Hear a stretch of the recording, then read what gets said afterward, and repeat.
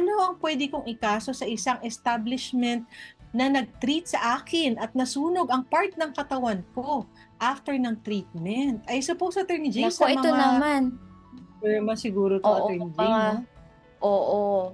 Ito Mm. naman, criminal case ito 'pag nagkataon puwedeng Naku, depende sa injury 'no, kung mm, konti lang yung damage puwede tayong slight physical injuries, may mga elements diyan involved yung mm, slight physical injuries natin o kung talagang malala, serious physical injuries ang puwede mong i-file, ang ikaso doon mm, sa concerned 'di ba, na kung talagang malala mm. yung injury sa kanya, oo.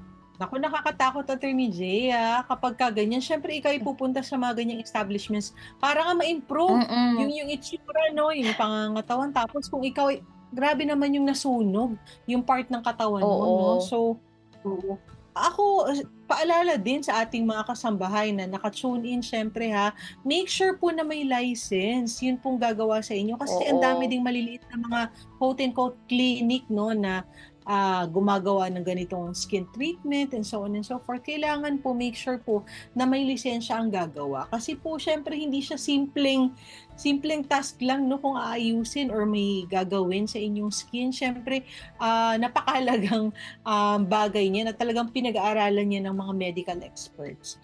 At siyempre, Attorney J, kung mm. meron namang license yung taong gumawa na nagkaroon ng ganyan, baka puwede ring, tingnan din yung administrative side o Oo, yung siguro ipa-revoke yung pagdulog lisensya. siya, Oo, yes, yung kanyang license sa Philippine Medical Association kung mayroong lisensya oo. kasi definitely hindi dapat nangyayari yan 'no, oo. Oo, So kasi yan, kailangan din titingnan ng batas natin 'yan kung may negligence on the part of, the one who mm, inflicted the injury, 'di ba? Kasi, hindi naman mm, natin alam ano ang circumstances surrounding it. Pero siyempre mukhang sa tanong naman mukhang napaka-helpless naman niya, wala naman siyang ginawa at nasunog lang. So mukhang ano mm. talaga, dun talaga tayo mapupunta sa serious physical injuries. Mm.